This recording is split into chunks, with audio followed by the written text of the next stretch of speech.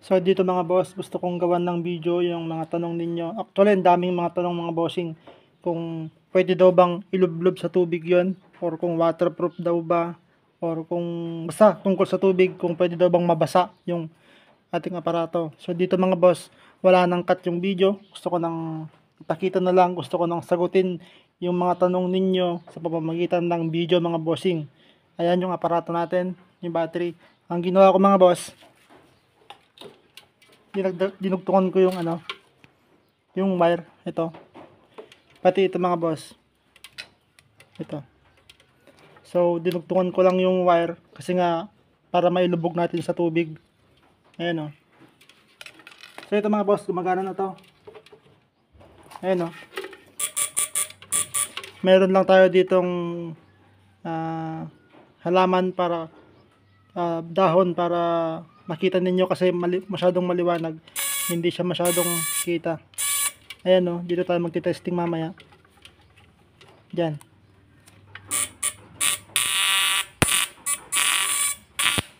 Ayan, so ilulubog natin mga boss. Tapos titignan natin kung gumagana pa rin ba kahit nakalubog sa tubig. Malinis yan. Hindi pa yan nababasa mga boss. Kasi dito mga boss, dapat yung aparato natin nababasa. Kasi nasa loob tayo ng tubig, nasa loob tayo ng ilog, kailangan nababasa. Ayan o. Nakalubog na mga boss. Oh. So yan, gumagana pa rin yan mga boss. Kahit nakalubog na.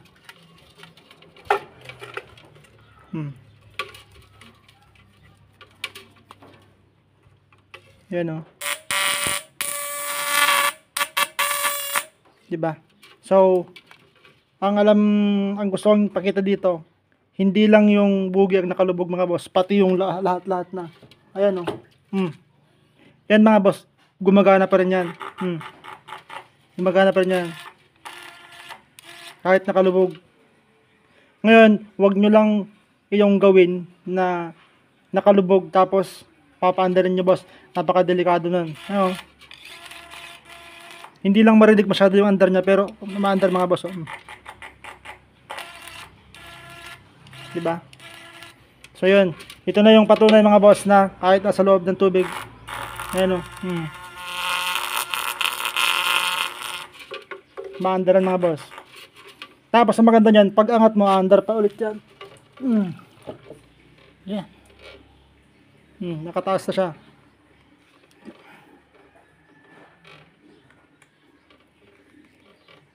Ay, natanggal yung wire. Wait.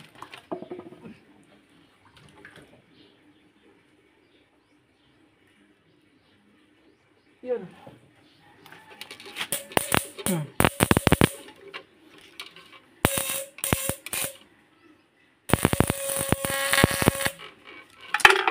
Yun ang kagandahan yan boss, kasi nga pag nasa tubig tayo, pag malalim yung tubig hindi maiiwasang lumubog tayo.